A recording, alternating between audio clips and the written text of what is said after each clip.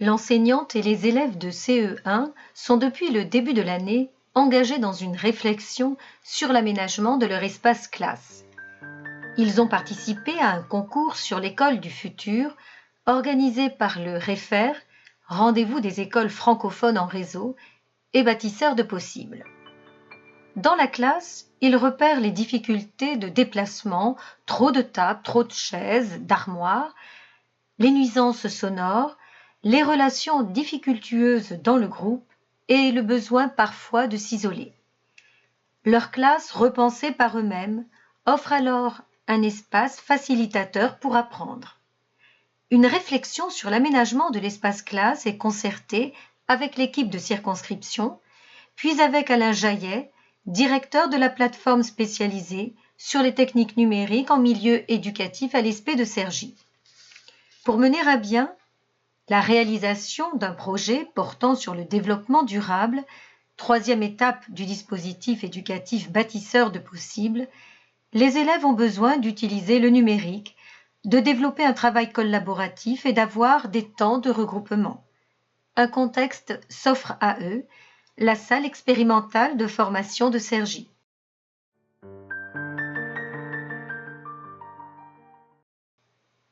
Tout est filmé depuis le plafond dès l'entrée dans la salle, ce qui permet une vision synoptique de l'espace et donc de son utilisation. Cette salle est dotée d'un aménagement particulier, des tables et des chaises mobiles, des fauteuils mobiles, un accès aisé au numérique avec des tablettes en charge en permanence, une table interactive, un vidéoprojecteur interactif.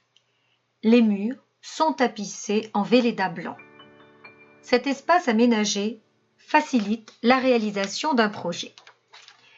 Les échanges avec Alain Jaillet ont permis une appropriation plus rapide de cet espace par les élèves. Pour la séance 1, un protocole d'utilisation est prescrit. Préparer les élèves, les mettre en situation pour utiliser l'espace, l'investir dans leurs recherches et leur donner le temps de la découverte, de l'appropriation. Dès l'entrée dans la salle, ils déposent leurs affaires sur une étagère afin d'être libres de se mouvoir. On les voit sensibles au mobilier, occultant au début le numérique et les murs.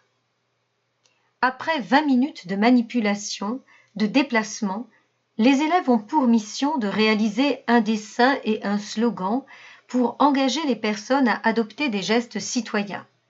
Ne plus jeter de déchets au sol. Les panneaux réalisés seront installés dans les parcs de la commune.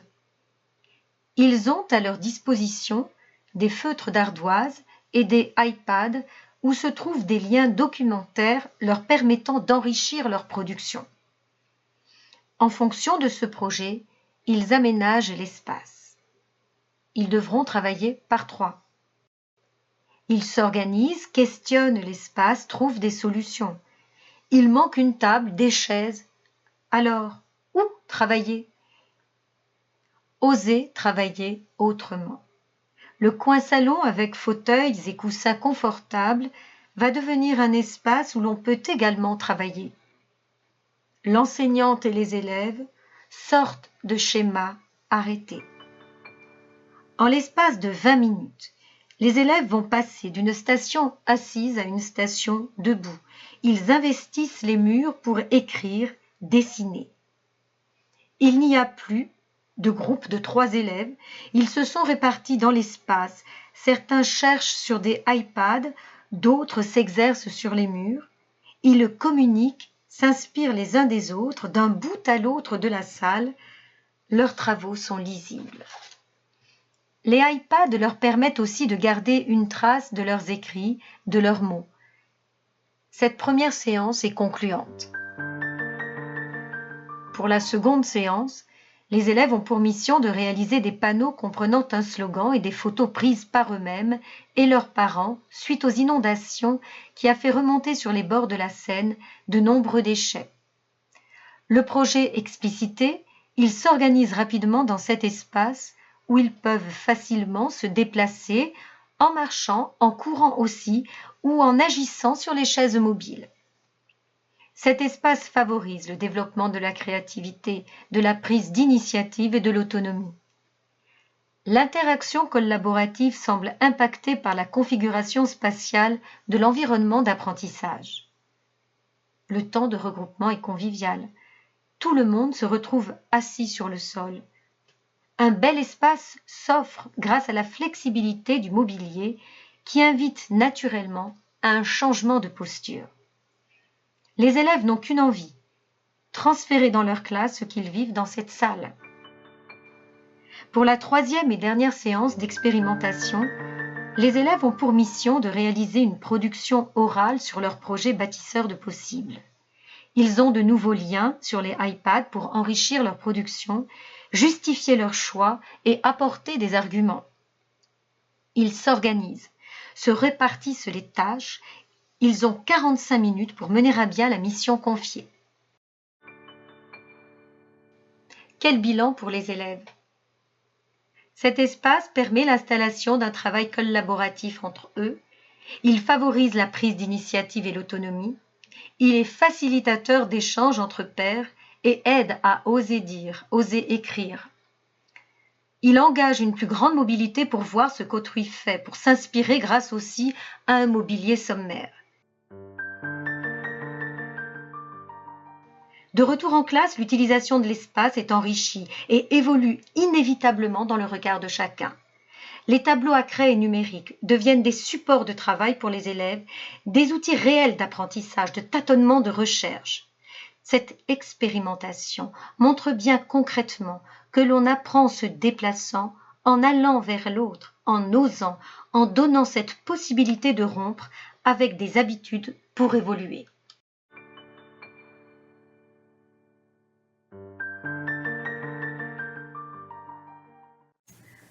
Ça m'a fait bizarre d'entrer dans la classe parce qu'il y avait que des murs blancs et pas de feuilles.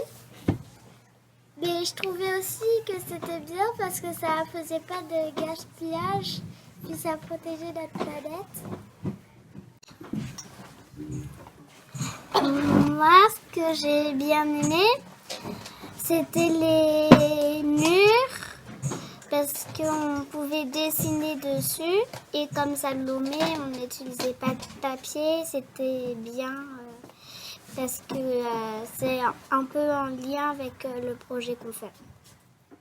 On pouvait regarder des vidéos, on pouvait prendre des photos, on pouvait faire des films et ça m'a bien plu.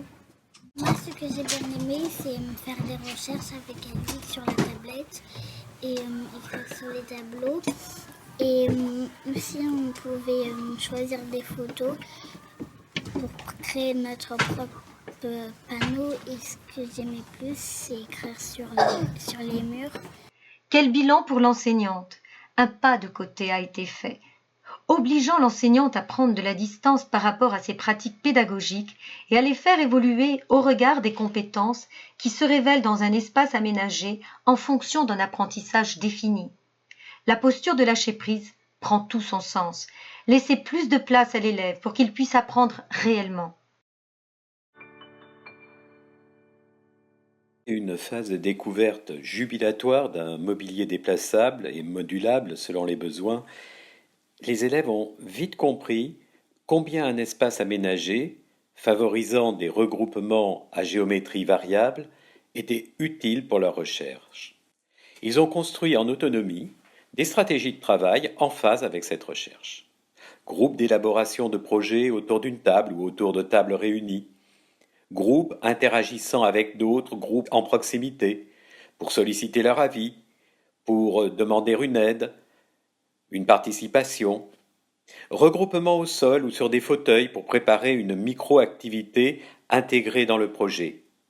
Ils ont ainsi dessiné des espaces isolés pour les présenter. Le mobilier a facilité la fluidité des déplacements. Le matériel numérique, la table numérique ou les tablettes ont permis des recherches individuelles rapportées au groupe.